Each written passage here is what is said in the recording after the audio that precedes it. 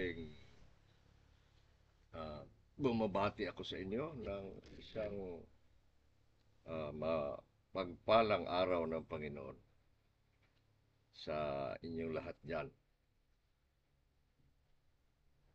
Naway ating naramdaman palagi ang Diyos na mapagpala at binuhay tayo, linigtas tayo upang makakilala sa Kanya, upang maranasan natin na tayo mga pinagpala na mga anak ng Diyos. Tayo muna ay manalangin.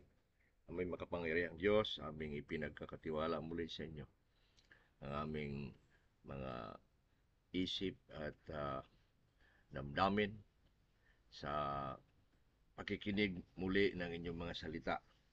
Naway buksan niyo ang aming mga pag-iisip, buksan niyo ang aming mga uh, damdamin upang madama namin at maunawaan ang inyong mga biyaya ng inyong salita na siya ay aming tuklasin at pakinggan at unawain ngayon. Sa pangalan ni Kristo Jesus. Amen. Narito na tayo sa pangatlong buwan at pangatlo namang linggo sa buwan ng Marso. Bilis umikot ang mundo at ang panahon. Ngunit tayo nagpapasalamat na tayo pa narito upang maglilingkod sa Panginoon. Pag-aralan natin mga kapatid ditong pagsunod sa Panginoon. At patungkol dyan ay ang ating pag-aaral ay napatungkol sa makapangyarihang saligan ng ating makakristyanong pagsunod. O, mga makapangyarihang saligan ng ating makakristyanong pagsunod. Ang ating pagsunod ay siya nating buhay kristyano. Nabubuhay tayo upang sumunod, upang maglingkod sa Panginoon at susunod sa Kanya. Pag-aralan na natin itong pagsunod. Ano ba ang dahilan? Ano ba ang mga, sabihin nating, saligan, mga pundasyon nito? Bakit ka susunod at makakasunod? Mayroong mga tinatawag na makapangyarihang udyok, sabihin natin makapangyarihang saligan, pundasyon, ayon sa kasulatan na siyang ating uh, dahilan ng ating pagsunod. Kaya tinatawag nating mga saligan, makapangyarihang saligan. Doon nasasalig ang mga uh, mabibigat na dahilan kung bakit tayo susunod at makakasunod sa Panginoon. At matutupad ang biyaya ng kaligtasan sapagkat na isasaad ang tinatawag na saligan ng ating pagsunod. Apat na bagay mga kapatid ang naririnig na natin ng maraming pagkakataon, ngunit ating ihahanay, ating ilalagay sa kanyang pwesto sa ating pagsunod sa Kanya. Unahin natin itong Ibanghelyo, ang saligan ng makapangyarihang Ibanghelyo. Saligan ng ating pagsunod, una sa lahat. Tayo susunod sa Panginoon. Una sa lahat, sapagkat meron itong tinatawag na Ibanghelyo. At ang Ibanghelyo ito ay sinasabi ni Pablo na makapangyarihang Ibanghelyo. Roma 1:16, hindi ko ikinahihiya ang Ebanghelyo sapagkat ito ang kapangyarihan ng Diyos sa kaligtasan ng bawat sumasampalataya. Kapag ikaw ay sasampalataya at ako, naroon ang dahilan, ang makapangyarihang Ebanghelyo. Ang ating kaligtasan ay nasa salig doon sa Ebanghelyong yon. tayo na ay kinilala noong una. Hmm. At ang Diyos ay nagtakda ng paraan ng pagtawag sa atin. At iyan ay ang Ebanghelyo. Tingnan natin kung paano ba ang Ebanghelyo na siyang makapangyarihang saligan ng ating pagsunod. Ayon sa Biblia, ang Ebanghelyo ay ang kapangyarihan ng Diyos sa kaligtasan. Ito, itong kasabihang ito, ang Ebanghelyo ay ang kapangyarihan ng Diyos sa kaligtasan. Nagmumula dyan sa kasabihang yan ang Ebanghelyo bilang saligan ng ating pagsunod. Una, itong Ebanghelyo na kapangyarihan ng Diyos, paano siya naging kapangyarihan ng ating pagsunod? Una, binuhay tayo sa pamamagitan ng Ebanghelyo. Yan ang kapangyarihan ng Ebanghelyo. Tinawag tayo upang mabuhay. Ang Ebanghelyo na ipinangaral, ang Ebanghelyo na dinala sa lahat ng dako upang ipangaral, ay makapangyarihan na tumawag sa atin sa buhay. Yung mga taong kinilala nung una na magiging mga anak ng Diyos, tatawagin sila. At ang paraan ng pagtawag ng Diyos, itong Ebanghelyo, nang ipangaral ito, mga buhay tayo. Yan ang sabi ng Juan 5:25. Narito na ang panahon, sabi ni Jesus, na ang mga patay na makakarinig sa tawag ng salita. At ang makakarinig ay mabubuhay. Yun. Pero din ang sinabi ng Efeso 2:5, tayo'y binuhay niya nung tayo mga patay. Yun. Kaya makasunod tayo at susunod tayo sa pamamagitan ng Ebanghelyong ito. Sapagkat tayo'y binuhay. Utang natin ang ating buhay spiritual. Binuhay tayo. Pangalawa, sa pamamagitan ng Ebanghelyong ito, tayo'y sumampalataya. Matapos tayong mabuhay, kaya kailangan nararapat lang tayong susunod. Sapagkat yun ang buhay natin bilang Kristiyano. Binuhay tayo sa kamatayan. Kaya nararapat tayong lalakad upang sumunod. Itong pangalawa ay sumampalataya ka. Ako, ang ating pananampalataya ay nag-ugat sa Ebanghelyong ito. Tinawag tayo sa pagsampalataya. Yan ang sinabi ng Roma 10:17. Sa makatwid, sabi ni Pablo, ang pananampalataya ay dumating sa pamamagitan ng mensahe ng Ebanghelyo. Nung dumating ang mensahe ng Ebanghelyo at tayo binuhay, tayo naman, pangalawa, ay tinawag sa pagsampalataya. Ang Ebanghelyong ipinangaral ni Pablo at lahat ng mga kasama niyang mga ngaral ay upang ang lahat ng bansa, sabi ni Pablo sa Roma 1:5, ay sumunod sa pananampalataya. Kaya itong pagsampalataya natin doon sa Ebanghelyo na tinawag tayo na sumampalataya, yan ang ating pagsunod. Ang hakbang pa lang natin na pagsabing sasampalataya ako sa Ebanghelyo, Panginoon. Ikaw nga ay sumunod. The command to believe on the gospel is itself obedience, pagsunod. Kaya tinawag yan na pagsunod sa pananampalataya. Nang ikaw sumampalataya na ikaw ay taong sumunod at patuloy na susunod. Sa anong paraan? Paanong paraan ka matapos binuhay ay sumunod? Nakarinig ka, tinawag ka at narinig mo ang tawag. Kailangan tayo makinig.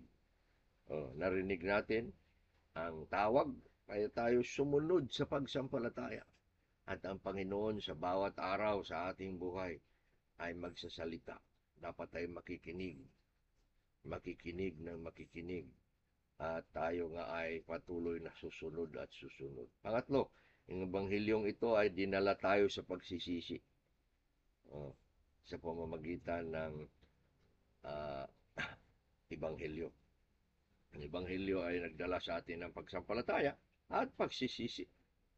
Nang sinabi natin ako'y sasampalataya sa ginawa ni Kristo sa akin, ako naman ay magsisisi. Ibig sabihin, iwanan ko na, talikuran ko na ang lahat ng aking mga kasalanan upang maglingkod sa Diyos.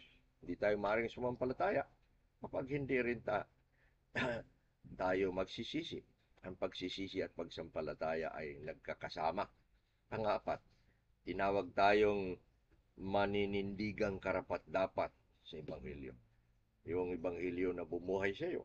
Yung Ebanghelyong nagpasampalataya sa iyo. Yung Ebanghelyo nagdala sa iyo sa pagsisisi. Yan din ang Ebanghelyo na kailangan tayong manindigan upang maging karapat-dapat. Ibig sabihin, banal na Ebanghelyo yan. Ebanghelyo yan tungkol kay Kristo. Ebanghelyo yan tungkol sa ating tagapagligtas. Ang ginawa ni Kristo sa atin na ating sinampalatayanan. Kailangan tayong maging karapat-dapat doon. Banal na gawa ni Kristo. Gawa ng matuwid. Sinabing a righteous work of Christ in the gospel. Banal. Tayo'y ating kinilala yon na ang banal na gawa ni Kristo na siyang nagdala din sa atin ng katuwiran. Tinuwid tayo sa ating pagiging liko. Kaya, nararapat lamang na manindigan tayong karapat-dapat. Ibig sabihin, hindi tayo maaring lalakad sa maling paraan sapagkat tayo'y tinawag nga ng Ebanghelyong yan sa banal at matuwid na lakad. Panglima, tinawag tayo maging matapat na katiwala sa Ebanghelyo. Tapos ng Ebanghelyo ay kailangan tayong manindigan doon. Sabi ni Pablo, dapat tayong maging karapat-dapat sa Ebanghelyo. Mabanal ang Ebanghelyo, kailangan banal ang ating lakad sa pamamagitan ng Ebanghelyo niya. Itong lahat ay pagsunod. Kaya susunod tayo sa pamamagitan ng Ebanghelyo. Panglima, tinawag tayong na kailangan maging matapat sa pagiging katiwala ng Ebanghelyo. Katiwala tayo ng Ebanghelyo. Ang Ebanghelyong ito ay kailangan nating ihayag. Kailangan nating sasabihin. Kailangan nating bahagi. Ang ating buhay ay siyang paraan. No? Siyang sabihin nating instrument ng Ebanghelyo. Ang ating lakad araw-araw, ang ating pamumuhay araw-araw, siya'y magiging Ebanghelyo para sa iba. Na tayo'y linigtas, tayo binago, patutuo. Ngunit dapat buksan pa rin natin ang ating bibig sa pagbabahagi ng Ebanghelyong ito. At yan ang ating pagsunod. Susunod tayo sa Panginoon sapagkat tayo patuloy nagbabahagi. Sumusunod tayo sa Panginoon sapagkat kailangan tayong karapat-dapat. Sumusunod tayo sa pamamagitan ng Ebanghelyo sapagkat tayo dinala sa pagsisisi. Sumunod tayo sa pamamagitan ng Ebanghelyo sapagkat tayo sumampalataya nito. Ang ating pagsampalataya ay pagsunod. Pangalawa, ang makapangyarihang saligan ni Kristo bilang Panginoon. Pangalawang saligan ng ating pagsunod. Ito napakahalaga. Si Kristo ay iyong Panginoon. Si Jesus Kristo ay aking Panginoon. Jesus Christ is my Lord. Ano ibig sabihin yan? Ang Biblia nagsasabi, naghahayag na si Jesus Kristo ay ang ating Panginoon. Anong ibig sabihin ng Panginoon? Siya ay hari. Siya ay namumuno. Siya ay makapangyarihang namumuno. Siya ang naghahari sa lahat ng panahon. Siya ang ating Panginoon. Sinabi ng Pilipos 2:9 at hanggang 11, Matapos ginawa ni Kristo ang gawa niya para sa atin, binigyan siya ng pangalan na mas mataas sa lahat ng pangalan. At sa kanyang pangalan, ang lahat ng tao ay manikluhod at ihahayag ang kanyang pangalan na siya nga ang Panginoon. At He is the Lord of all. Kaya, dahil siya ay Panginoon, nararapat lang na siya ay sundin na Panginoon. Pangalawa, tinawag tayo ni Kristo upang magpasakop sa Kanya bilang Panginoon. Siya ang inihayag na Panginoon. Kaya siya rin ay tumawag sa atin na siya ay kilalaning Panginoon. Tinawag tayo na magpasakop sa Kanya bilang Panginoon. Ayon sa Lucas 6:46, kapag tatawag tayo na Panginoon, Panginoon, sabi ni Jesus, kapag tinatawag ninyo ako na Panginoon, Panginoon, at hindi naman kayo sumusunod, hindi kayo karapat-dapat. Tingnan nyo. Ang pagtawag kay Kristo mismo na Panginoon, nangangahulugan lamang na tayo susunod sa Kanya. Ayon sa Lucas 9:23-24, kapag nang tinawag ni Kristo ang kanyang mga apostoles sa Kanya, sabi niya, sino man ang susunod sa akin, kailangang tanggihan ng kanyang sarili, pasanin ng kanyang krus araw-araw. Yun ang pagiging Panginoon. Siya ay tumawag upang siya gawing Panginoon, tanggihan ang lahat ng bagay para sa Kanya, gawin siyang Panginoon, pasanin ang kanyang krus araw-araw. Ibig sabihin, handa na tayong matapos natin ialay ang lahat sa Kanya, handa na nating ialay din ang ating buhay hanggang kamatayan. Si Jesus Kristo ay ating tagapagligtas. Siya ang ating Panginoon na tagapagligtas. Panginoon na hinihayag, Panginoon na dapat tayo magpasakop, Panginoon na tagapagligtas. Ayon sa Mateo 1:21, si Jesus ay darating, pumarito upang iligtas niya ang kanyang bayan sa kanilang mga kasalanan. Nung ang anghel ay naghayag na si Kristo ay dumating na at isinilang niya, sinabi niya, isinilang ngayon ang Kristo, Panginoon at tagapagligtas. Hindi lang siya Panginoon, siya ang tagapagligtas. Siya ang Panginoon na naging kapalit para sa atin. Kapalit para sa ating parusa. Kapalit sa ating linabag na kanyang tinupad. Siya ang Kristo na nagsakripisyo para sa atin. Siya ang Kristo na nagtubos, nagbayad sa ating kaligtasan. Binili niya tayo. Kaya hindi na tayo ang may-ari ng ating sarili. Siya na ang nagmamay-ari sa atin. Dati pa naman, noong tayo linikha niya mula sa alabok, pag-aari niya tayo. Noong tayo linikha niya muli sa pamamagitan ng pagligtas sa atin, we were recreated in Christ so that we will become again His holiness and righteousness. Colossians 3:10. Kaya siya ating Panginoon na tagapagligtas. Kaya dapat lang tayo, dapat lang siyang sundin, ialay ang buhay sa Kanya. Si Jesus Kristo ay siyang ating Panginoon at ang ating tagapaglikha. Siya ang tagapagligtas na Panginoon. Ngayon siya naman ang tagapaglikha na Panginoon. Di lang tayo linigtas ni Kristo. Tayo ay linikha niya.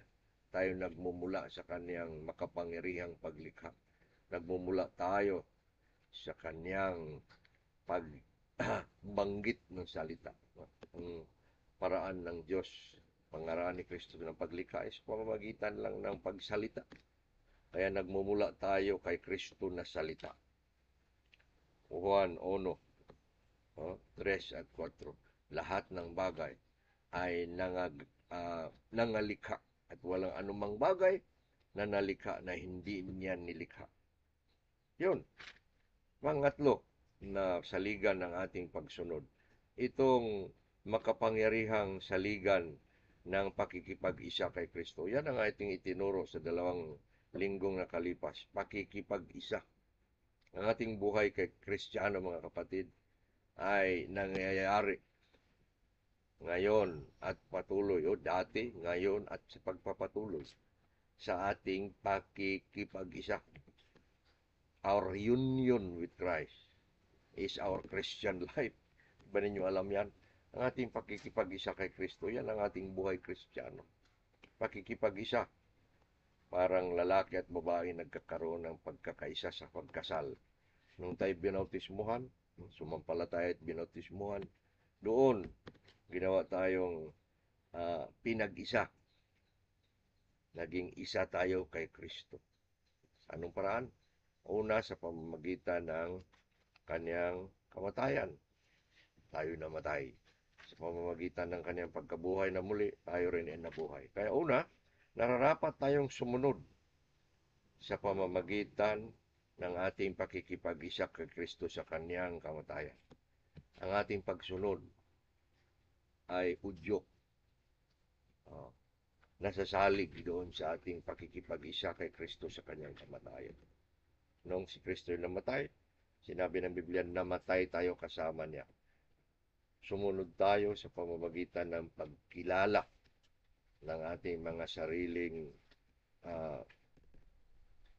makasalanang pagkatao na namatay kasama sa kanya. O di ba pagsunod yan? Ang utos na sinabi, ibilang na ninyo na kayo na ay mga patay na sa inyong laman, sa inyong dating pagkatao. Yun. Sa ating pakikipag-isa kay Kristo, tinawag tayo, inutusan tayong ibilang ang ating mga sariling patay na. Yun ang ating pagsunod. Ang pagbilang natin sa ating mga sarili bilang mga patay na sa dati nating pagkatao, napako na kay Kristo, ay ang ating pagsunod upang hindi na tayo mamumuhay pa sa makasalanan laman o pagkatao. Ang ating pagkilala, pagbilang na ating mga sarili mga patay na. Ito na patungkol sa ating lakad Kristiyano laban sa kasalanan. Pangalawa, nararapat na sumunod tayo sa pamamagitan ng ating pakikipag-isa kay Kristo sa kanyang muling pagkabuhay. Binuhay na muli si Kristo. Siya ay nabuhay na muli. At nabuhay rin tayo kasama niya sa isang bagong pamumuhay. Yun ang ating pagsunod. Kanina, pagsunod sa pagbilang ng ating mga sarili bilang mga patay. Ngayon, pagsunod sa pamamagitan ng pagmumuhay na bago noong ating hinubad, no? Pagsunod sa pamamagitan ng kanyang kamatayan, paghubad sa dating pagkatao. Ngayon, pagsunod sa pamamagitan ng pamumuhay ayon sa kanyang muling pagkabuhay. Ang kanyang muling pagkabuhay din ang atin ding muling pagkabuhay mula sa kamatayan patungo sa bagong buhay. Namatay tayo at nabuhay muli. Namatay ang dating pagkatao, inilibing. Sumunod tayo doon sa pagbibilang natin noon. Ibilang ninyo kayo mga patay. Pagsunod yon. Hindi maaaring maganap yon pag hindi natin susundin. Ibig sabihin, it is itself the action of the Christian to say I am dead to sin. And then the second action of the Christian to say and reckon that I am alive in Christ. Sumunod tayo sa lakad araw-araw. Naging patay ng kasalanan at buhay kay Kristo. Ito karanasan. Hindi maaaring mananatili lang ito doon sa libro, sa aklat, o sa pandinig mo. Yun pala, totoo yan. Kailangan maging totoo sa iyong lakad. At susunod ka sa pagbibilang mo na patay na ako sa aking dating pagkatao. Susunod ako pa sa pagsasabing buhay ako sa pagiging pagkakaroon ng bagong pamumuhay at lakad kay Kristo. Yun. Mayroong mga katotohanan pinag-aralan natin nang nakalipas na 2 linggo. May mga katotohanan ng ating pakikipag-isa kay Kristo. At mayroon ding mga kautusan sa mga katotohanan ito at mga kautosang ito. Ito ang ating pagsunod sa buhay Kristiyano. Pang-apat at katapusan, ang makapangyarihang saligan ng ang kautusan ng Espiritu ng buhay kay Kristo. Roma 8:2.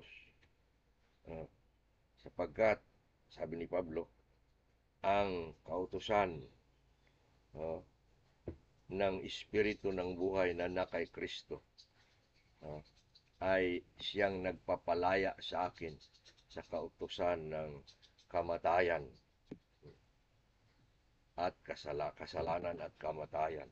Kaya mula sa kautusan ng kasalanan at kamatayan, dinala tayo, linigtas tayo upang naroon na tayo sa batas, kautusan ng Espiritu ng buhay na mismo ay naroon kay Kristo.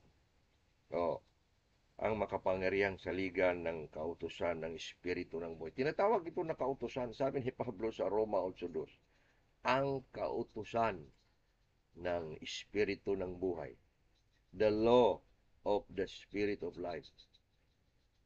Ibig sabihin ito, ang banal na Espiritu, ang Holy Spirit, ay may batas para sa atin. Lalakad tayo sa pamamagitan ng kanyang batas. Batas ng Espiritu ng buhay.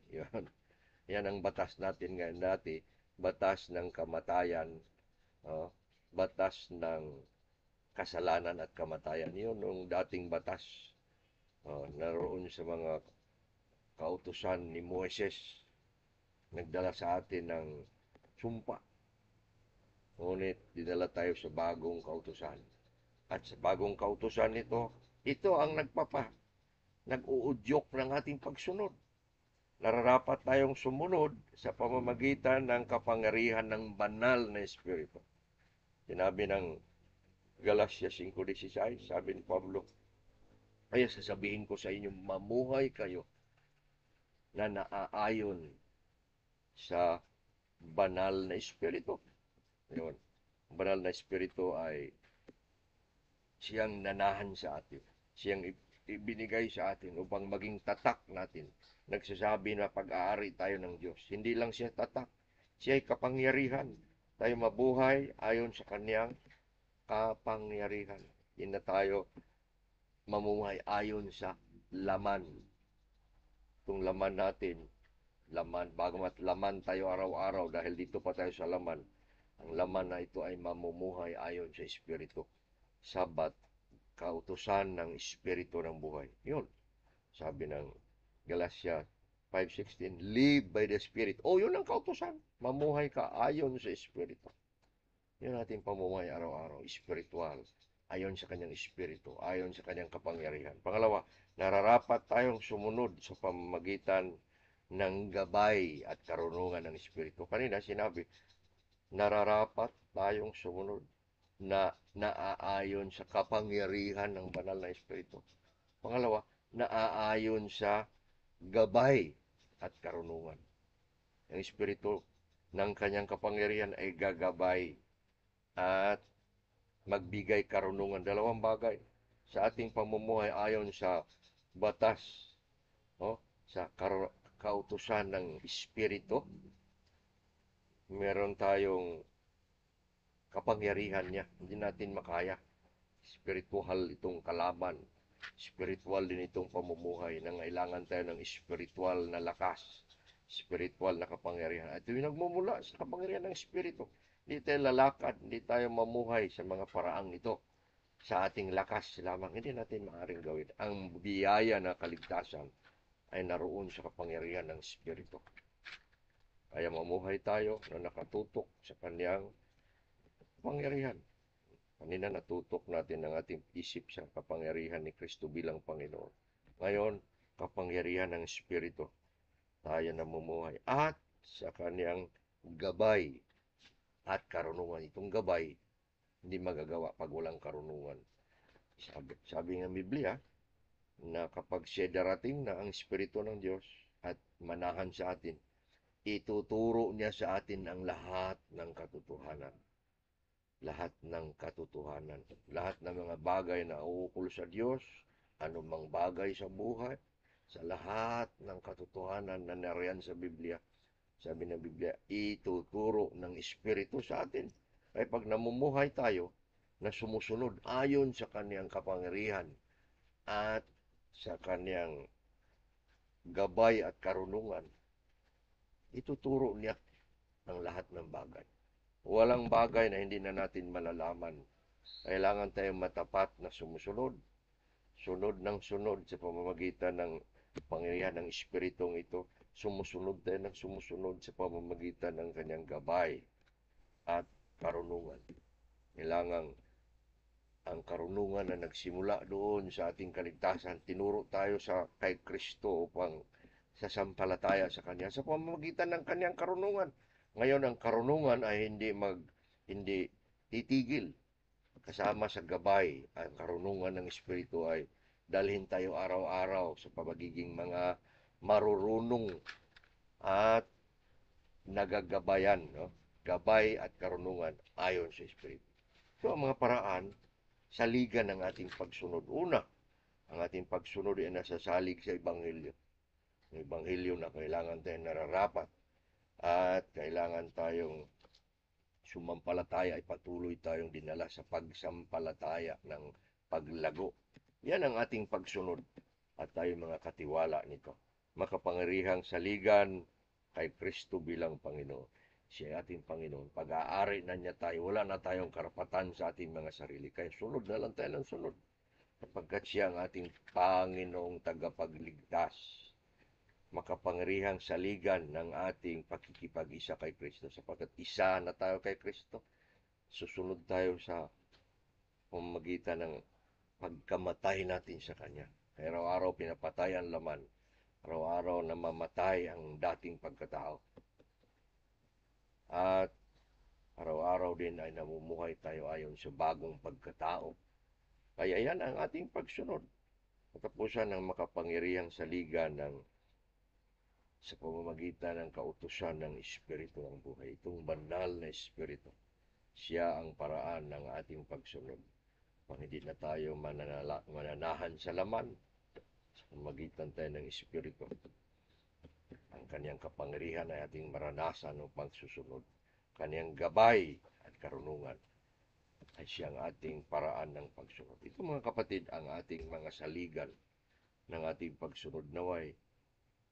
Mahalaga nating naunawaan ang mga ito upang tayo'y dalhin sa araw-araw na makapangyarihang pagsunod sa Kanya. Manalangin tayo. Purihin ka, Ama naming Diyos, sa inyong mga salita. Dalhin niyo kami araw-araw sa lakad ng pagsunod sa inyo sa pamamagitan ng mga makapangyarihang udyok, makapangyarihang saligan, ang inyong ebanghelyo, ang inyong uh, pagiging Panginoon sa aming buhay, ang aming pakikipag-isa sa inyo sa kamatayan at sa bagong pagkatao, at ang batas ng kautusan ng Espiritu ng buhay na kay Kristo ay siya naming saligan sa aming pananalig at pagsunod sa inyo. Tulungan niyo kami, palakasin niyo kami at samahan sa aming lakad na ito. Purihin ka sa inyong mga ibinigay na mga saligan upang kami susunod at makakasunod kami. Sa pangalan ni Kristo Jesus. Amen. Salamat mga kapatid na pinagpala kayo sa ating mensaheng ito. Purihin din ng Panginoon sapagkat pinapagaling niya ako sa aking mga karamdaman sa nakalipas na 3 linggo. At ito ay ako'y nagpupuri sa panibagong lakas na mula sa Kanya hanggang sa sunod nating pagkikita.